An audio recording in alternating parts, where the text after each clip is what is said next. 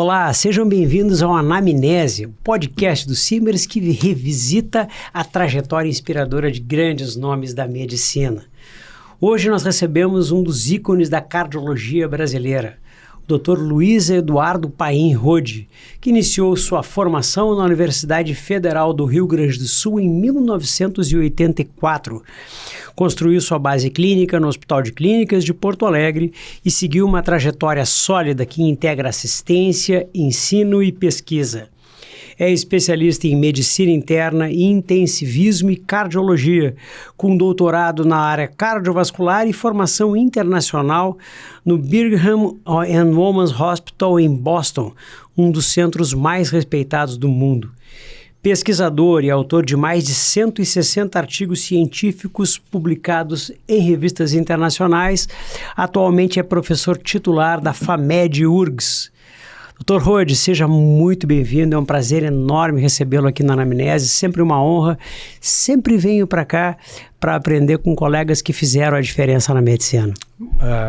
Dr. Marcelo Matias, é uma satisfação muito grande estar aqui contigo hoje. Nós fomos contemporâneos, né, de faculdade de medicina e eu estou muito entusiasmado aí com a possibilidade dessa nossa conversa. Que bacana.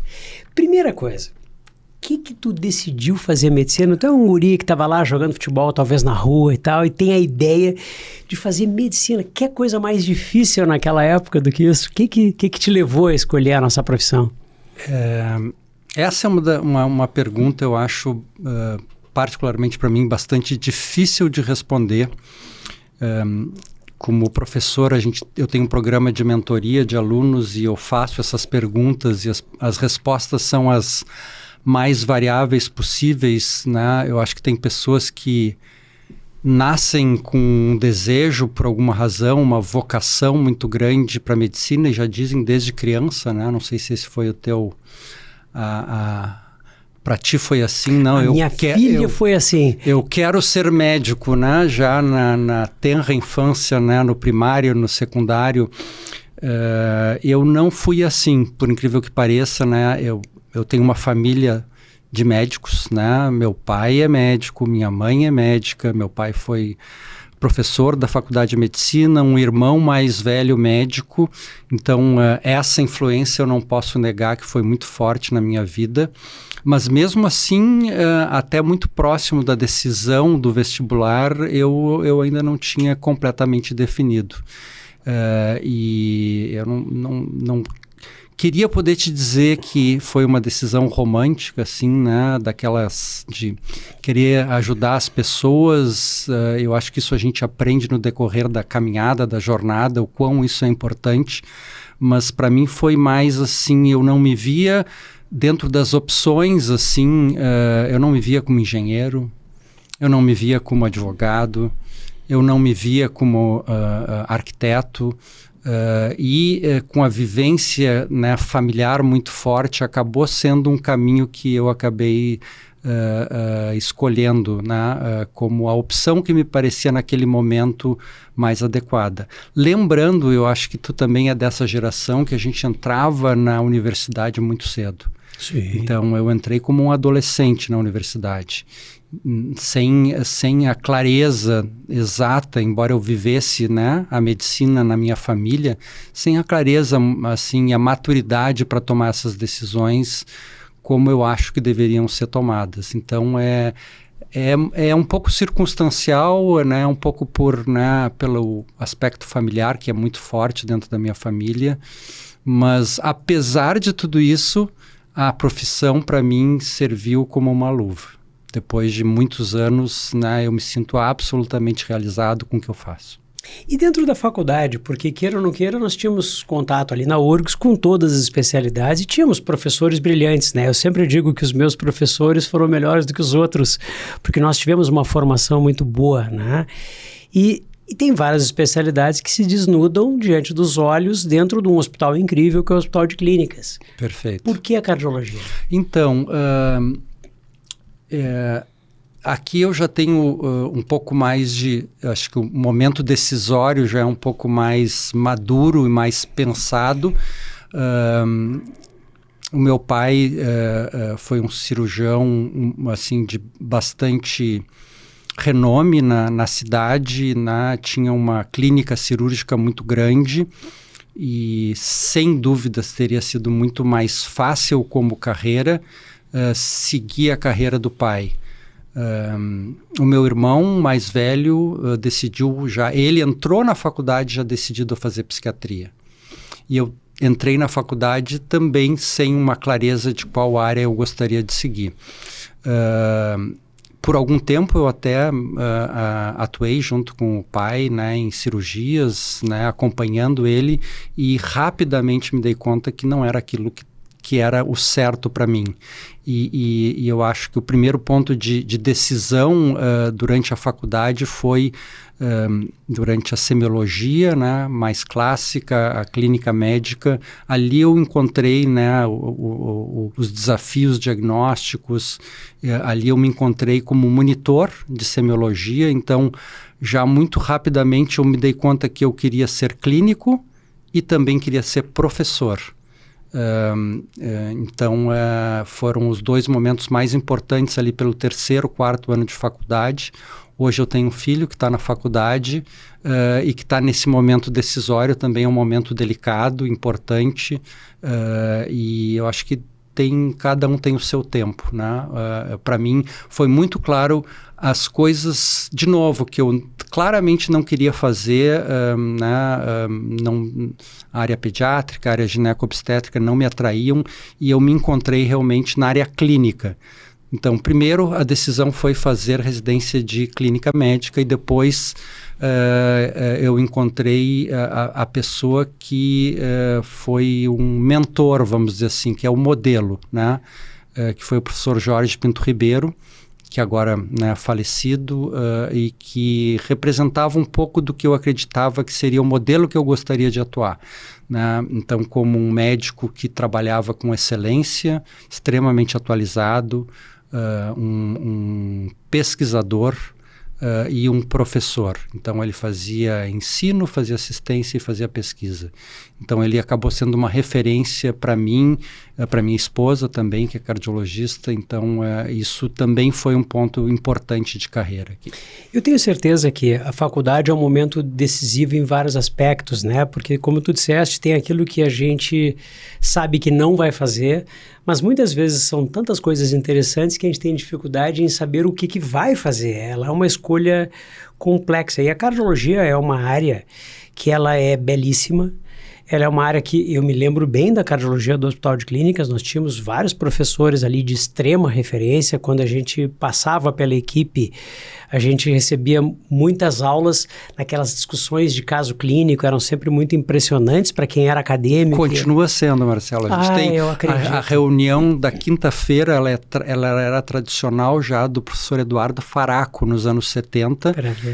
Depois seguiu com o professor Zago, depois com o professor Jorge Pinto Ribeiro, e ela continua no mesmo horário e fisicamente na mesma sala, inclusive, assim. Então, para quem passou por lá, a gente sabe o impacto daquilo, isso, né? Para um acadêmico era impressionante aquilo. Era impressionante, tinha uma conotação, assim, de uma seriedade muito grande, né? As pessoas se preparavam para a reunião clínica, e a gente tenta manter guardadas as proporções. Hoje os ambientes são diferentes, assim, guardadas as proporções, tenta manter essa seriedade, as discussões são muito bacanas. A residência no Hospital de Clínicas fez diferença, porque obviamente existem, isso é uma coisa importante para quem veio da URGS. Talvez a gente tivesse uma ideia na juventude que só existia vida inteligente dentro do Hospital de Clínicas. Quando a gente sai, a gente descobre que tem gente espetacular em todos os locais. Isso é algo que é bastante impactante para quem está dentro do mundo da URGS e do Hospital de Clínicas. Mas tu viveste ali a residência dentro do hospital e certamente teve o contato externo, inclusive fora do Brasil. Como é que foi esse contato? Como é que foi o espírito todo da formação e da convivência dentro do Clínicas e fora dele? Então, toda a minha formação foi feita dentro da URGS, dentro do Hospital de Clínicas, desde estudante, doutorando, residente, médico contratado e professor, mas eu acho que esse ponto que tu traz é fundamental.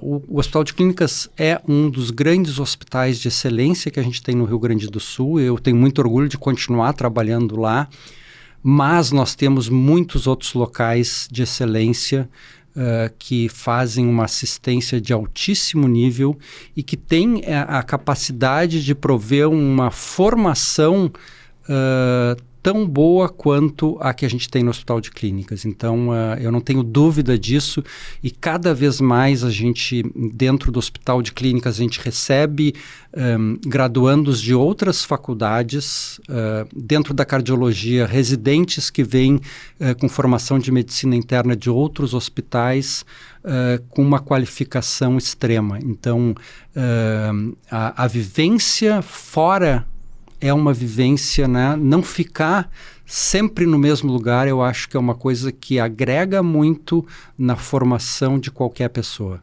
E nesse aspecto, tu tivesse uma experiência que é uma experiência que obviamente foi muito valorosa, que é sair do Brasil, com a formação do Brasil, com a visão que nós tínhamos, com o Hospital de Clínicas incrustado na tua mente, e foste lá para Boston. Por que Boston? Qual era a característica do hospital? Como é que foi a experiência? Como é que foi viver medicina fora do Brasil depois de ter uma longa caminhada dentro do nosso país?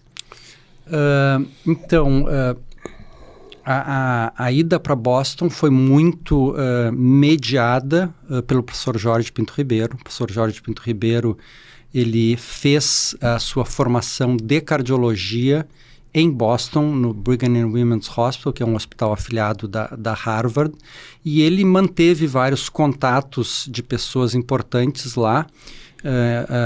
Quando eu e a minha esposa, a Carize, finalizamos o mestrado aqui, com ele como orientador, ele nos propiciou essa oportunidade de complementar a formação, então, dentro deste mesmo hospital, que é um hospital realmente de referência e de excelência nos Estados Unidos, uma formação que para mim foi clínica e de pesquisa.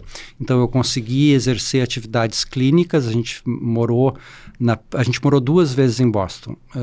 A primeira foi 96, 97, 98, isso já faz bastante tempo, quando a gente então fez o doutorado sanduíche, né? Então era uma bolsa que nos permitia coletar dados do doutorado lá para defender aqui, e ao mesmo tempo eu consegui fazer uma formação clínica na área de cardiologia não invasiva.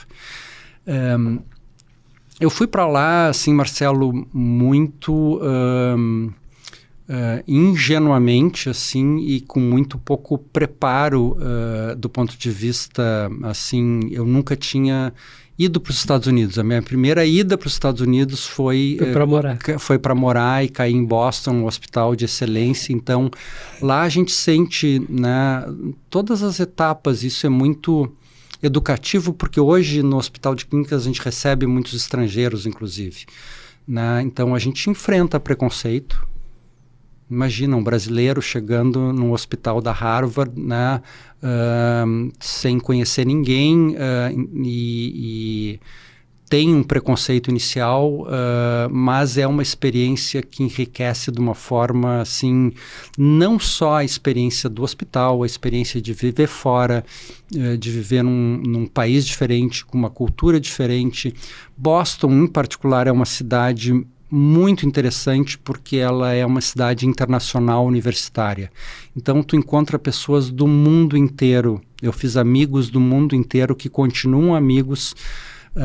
O meu filho, que agora está na faculdade de medicina, ele vai esse ano fazer um estágio na Alemanha, de um amigo que eu fiz, né, em Boston, na época que nós estávamos juntos lá, e que agora é um chefe de um serviço de cardiologia numa cidade alemã. Então, é uma experiência que te enriquece do ponto de vista pessoal, conhecer uma nova cultura e vivenciar. Depois o início é muito difícil lá. A gente viveu 2 anos e meio, mas depois, na persistência, no trabalho, a gente acaba conquistando os espaços e no momento que tu passa, né, do limiar da desconfiança e as pessoas começam a reconhecer o teu trabalho, tudo fica mais fácil e realmente a gente deixou vínculos muito fortes lá, tanto é que depois de ficar mais de 20 anos aqui, eu e a Carize voltamos para um estágio sênior, daí já como professores, daí ficamos como professores convidados do departamento de cardiologia do Brigham and Women's Hospital por 6 meses, fazendo um estágio sênior, um sabático, né, um mini sabático, que também foi uma experiência muito rica, né? Eu acho que... Então... e aí acho que isso faz um gancho com o que tu falasses, assim, né? Eu fiz toda a minha formação do Clínicas, mas ter uma vivência fora, não necessariamente no exterior, às vezes é fora do teu ambiente, pode ser uma formação ou uma especialização em São Paulo, tem muitos centros hoje de referência em São Paulo ou qualquer outro lugar do Brasil, não necessariamente nos Estados Unidos. Hoje a gente tem muitos locais na Europa que são bem afeitos a intercâmbios. Eu acho que são vivências que enriquecem. A gente ficar sempre no mesmo lugar, a gente vai estar repetindo sempre o mesmo padrão, as mesmas coisas que podem ser ótimas, mas sempre um olhar diferente. Eu não tenho dúvida que agrega muito na bagagem que a pessoa cria na sua jornada. Mas o que tu diz para um aluno teu, que pode ser um aluno da graduação, mas eventualmente um de pós-graduação ou mestrando, seja o que for, que está preocupado, olha, eu tenho que finalizar minha vida, eu preciso começar a trabalhar, eu preciso ganhar dinheiro, vai me tirar mercado de trabalho, talvez eu não consiga fazer um concurso ou pegar uma posição. Vale a pena dar uma trancada no meio da vida no Brasil para fazer uma experiência lá fora? Eu não tenho dúvida que vale. Eu não tenho dúvida que vale. Evidentemente, cada pessoa tem a sua trajetória, as suas necessidades, as suas prioridades. Às vezes, né, a gente tem pessoas que têm que simplesmente, né, se sustentar, né, pagar as contas ou pagar um financiamento de alguma coisa que foi necessária durante a sua formação numa escola privada, e isso pode ser uma prioridade no momento, né? Mas quem tem condições, né, ter uma vivência... E quando eu digo fora, fora do seu ambiente mais próximo, às vezes simplesmente, eu reitero, né, fazer uma especialização num local diferenciado. Nós temos muitos dentro do Brasil, dentro da América Latina ou no exterior, e isso não precisa ser por muito tempo, né? Às vezes, uma vivência de 6 meses, 3 meses, abre a cabeça. A gente tem uma visão muito diferente das coisas. A gente vê pessoas que, né, dependendo do local que tu for, que te abrem muitos horizontes. A questão do networking, né, das redes que tu faz de relacionamento acabam sendo muito importantes depois. Então, vale a pena. O que eu digo assim, né? A gente trabalha com além de graduação, trabalha com pós-graduação, com mestrado e doutorado, e eu acho que é a minoria dos alunos de mestrado e doutorado que acabam virando pesquisadores, né? A pós-graduação é um período de qualificação profissional, mas quem faz doutorado, em teoria, ele está sendo preparado para ser um pesquisador independente. Mas eu digo isso muito nas defesas de banca, assim, eu não tenho a menor dúvida que mesmo aquele que faz um mestrado, mesmo que ele não vá para a área acadêmica, universitária ou de pesquisa, ele se torna um médico melhor. A vivência, né, diferente, assim, fora do ambiente assistencial puro, abre a visão, a cabeça da pessoa, né, para como é que é gerado o conhecimento, como é que são feitos os projetos de pesquisa, entender os meandros disso, acaba tornando a pessoa um médico assistencial melhor. Eu tenho N exemplos disso dos meus alunos, né? Eu não vou nem vou falar os nomes, mas que foram para o interior do Rio Grande do Sul, interior de Santa Catarina, que estão lá atuando assistencialmente, que foram meus mestrandos, e que essa experiência não tenho dúvida que enriqueceu eles. E isso foi fundamental na tua formação, porque tu sempre utilizaste a pesquisa em conjunto com a tua assistência. Não foi algo que tu tenha em nenhum momento largado, pela tua produção científica, pela orientação e tal. E essa é a grande questão, assim, o que isso acrescentou pessoalmente, os teus trabalhos especificamente, na tua atuação como médico, mas também como professor? Eu acho que, de novo, eu insisto assim que, para mim, é sempre um malabarismo que a gente faz tentando fazer ensino, assistência e pesquisa em conjunto, né? O modelo americano, ele é um modelo que eu vivenciei em Boston, em que o professor universitário faz 80% a 90% de pesquisa e 10% de assistência. Isso aqui é absolutamente inviável para a grande maioria dos professores universitários aqui. O modelo europeu é um pouco diferente, ele é um pouco mais equilibrado e nós temos que fazer um malabarismo para conseguir tentar fazer. E o melhor é tentar fazer as coisas simultaneamente, conseguir fazer durante a atividade do hospital, ao mesmo tempo ensinar, assistir o paciente e envolver com projetos de pesquisa. E eu não tenho dúvida que esses projetos que a gente desenvolve me tornam um professor melhor e um médico melhor. O meu foco de atuação é pesquisa. Eu fiz pesquisa em todas as áreas durante a minha trajetória, fiz pesquisa experimental. Em algum momento, lá em Boston, eu fiz pesquisa em animais, eu fiz um pouquinho de pesquisa de bancada, mas hoje a minha pesquisa é eminentemente clínica, é estudo clínico, é ensaio clínico, é estudo de corte. Isso, eu não tenho dúvida, que esses processos me capacitam muito melhor para ser um melhor médico. E a tua área de investigação primordial é de insuficiência cardíaca e avaliação clínica, né? O que te trouxe para essa área e o que nós temos de mais interessante para quem está nos assistindo? De novo, as coisas são muito circunstanciais, Eu acho que nada foi estritamente planejado. Eu acabei, na minha formação no exterior, fazendo formação em cardiologia não invasiva, em ecocardiografia. Eu passei um bom tempo lá trabalhando no laboratório, que chama Laboratório de Cardiologia Não Invasiva, fazendo um treinamento em imagem cardiovascular.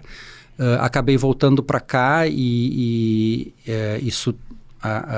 acabei me agregando a um grupo dentro do Hospital de Clínicas, inicialmente junto com a professora Nadine Clausel, que foi uma pioneira no Hospital de Clínicas no grupo de transplante cardíaco, e a partir do meu retorno de Boston em 96, a gente começou a atuar dentro da área de insuficiência cardíaca, isso também um pouco mediado pelo professor Jorge Pinto Ribeiro, que achou que seria adequado a gente desenvolver essa área dentro do Hospital de Clínicas.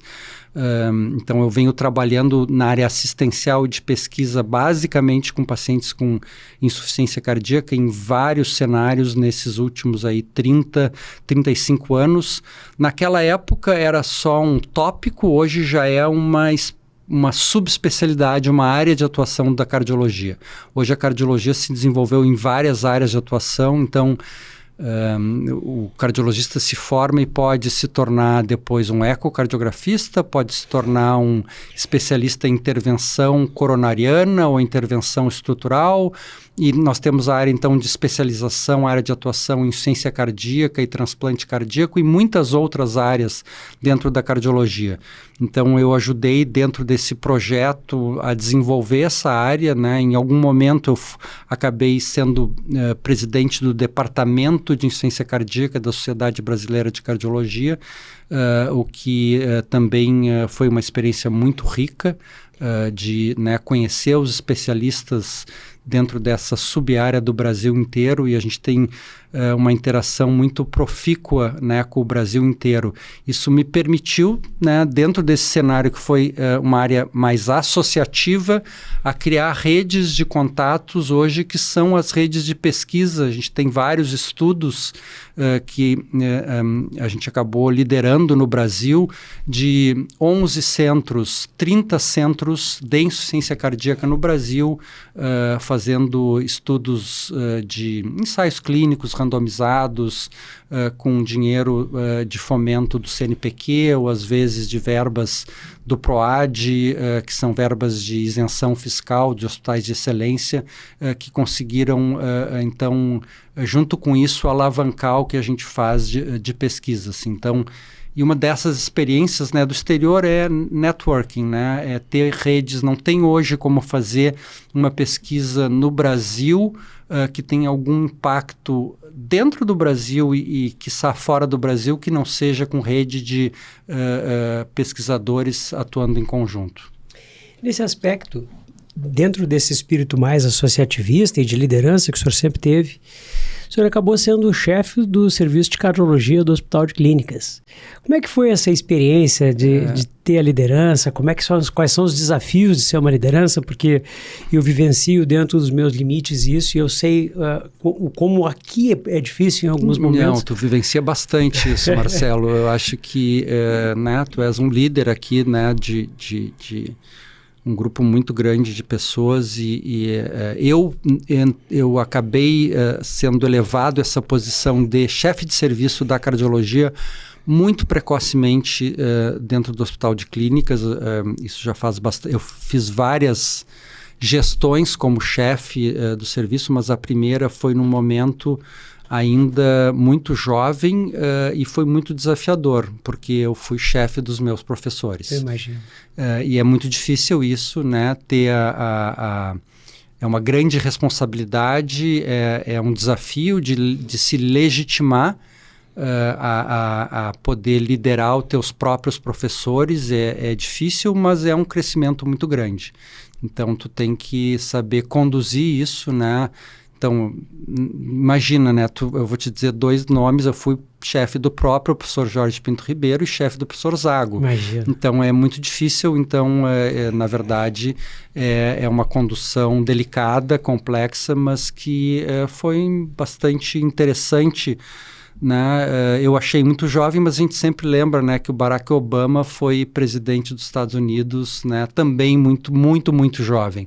Então, esses desafios se apresentam para a gente e a gente tem que enfrentar eles da melhor forma possível. A realidade é que idade é um marcador de experiência, mas o talento ele é sempre superior a um marcador isolado como a idade. Eu vou ter pessoas extremamente talentosas, jovens, eu já vou te cortar aqui. Eu não me considero talentoso, eu me considero persistente, tá? Eu acho que... Eu vou discordar disso, eu acho que és talentoso. Eu tenho muito claro, assim, eu conheço pessoas muito mais talentosas que eu, do ponto de vista, assim, de vários aspectos, e se é para dizer uma mensagem, então, para deixar...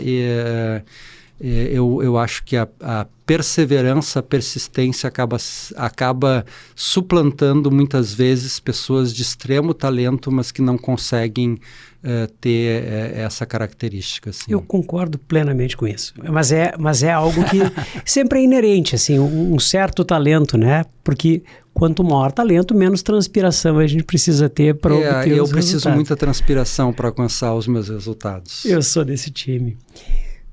Olhando para a cardiologia, o que evoluiu na cardiologia? Porque ela mudou muito. E quais são as perspectivas para o futuro cardiológico? O que nós temos de novidades para todos nós? Porque de uma forma ou de outra, todos nós vamos precisar dos nossos cardiologistas. Sem dúvida. A cardiologia, ela é uma área de evolução contínua. A gente poderia falar mais 30 minutos sobre as evoluções da cardiologia, mas a gente vivencia revoluções continuamente, né? Vamos voltar para a intervenção cardiológica cirúrgica convencional, que todo mundo conversa, né? A cirurgia de revascularização, ponte de safena, mamária, ela ainda existe, evidentemente, tem indicações muito claras, mas, né, a terapia percutânea, né, as angioplastias foram uma grande revolução da cardiologia, isso já de muitas décadas para trás. Hoje a gente tem revoluções de tratamento percutâneo das valvopatias, né, estenose aórtica. Hoje, boa parte, ou a maior parte delas já são tratadas de forma percutânea. E hoje a gente vai caminhar inexoravelmente para tentar individualizar o tratamento de cada pessoa. A gente está ainda um pouquinho longe disso e a gente falou muito tempo sobre terapia gênica. Hoje a gente está vendo a terapia gênica entrando num rol de tratamentos possíveis, né? Modulação gênica. Eu falo, por exemplo, hoje se conversa muito sobre uma doença que não se falava antigamente, que é a amiloidose cardíaca. Que é uma doença cada vez que a gente diagnostica mais em pacientes de idade avançada. Ela pode ser por mutações, mas não infrequentemente ela é selvagem, que a gente chamava antigamente de senil. Hoje já tem um tratamento de terapia gênica que atua no gene da transtiratina, que é de onde vem a deposição amiloide, e a gente consegue bloquear isso dentro do fígado geneticamente. Isso já não é mais uma possibilidade, isso já é uma realidade, já está publicado as primeiras séries de caso, e isso é só a ponta do iceberg do que a gente vai ver daqui para frente. Qual é o conselho, para finalizar, que o senhor daria para jovens médicos que querem seguir uma carreira acadêmica, científica e ou cardiológica? Eu já dei a minha receita, assim, claro, se tu é extremamente talentoso, a tua carreira já está delineada, mas muita persistência, muita perseverança, procurar, eu tive a sorte, né, de encontrar um mentor, uma referência, um modelo, né? A gente tem que criar os modelos que a gente tem do que a gente quer fazer, né? Eu tive um modelo em casa, né, de médicos, né, que queiram ou não me moldaram, e depois como carreira profissional, né, eu me afastei um pouco, né, da área cirúrgica. A minha mãe é dermatologista, eu me afastei, o meu irmão psiquiatra, e encontrar aquelas pessoas. A gente tem um modelo, mas na verdade a gente tem vários modelos. Em cima desses modelos de referência, a gente cria o próprio modelo que a gente quer da nossa trajetória. Então, ter essa clareza e pensar sobre isso, eu acho que, junto com muita persistência e transpiração, é a receita para ter uma carreira... eu não falo de sucesso, mas uma carreira que te realiza, né? E eu realmente sou realizado com aquilo que eu faço. Dr. Rode, muito obrigado. Foi uma honra enorme ter ouvido a sua história da sua boca. Eu tenho a felicidade de ter sido contemporâneo de faculdade e eu tenho muito orgulho por ver o sucesso dos meus colegas que, certamente com muita transpiração e com muito talento, chegaram, no meu entender, no topo da profissão, que é conseguir exercê-la ao máximo, de forma a produzir o bem para os pacientes e se sentir realizados. Muitíssimo obrigado pela presença, muito obrigado por dividir a bancada comigo hoje. Doutor Marcelo Matias, para mim foi um privilégio, uma honra poder conversar contigo todo esse tempo aqui e a gente falar um pouquinho aí sobre a jornada do médico. Acho que isso é muito importante para as novas gerações e para mim foi uma experiência muito rica. Muito obrigado. E é justamente por isso que eu lhe convido toda semana a nos acompanhar aqui no nosso programa Anamnese, porque nós sempre aprendemos, sempre temos muito orgulho pelos nossos colegas e ficamos muito felizes em poder dividir isso com todos vocês e colocar nos ramais da história do sindicato e na história da medicina no nosso estado. Muito obrigado e conte sempre conosco.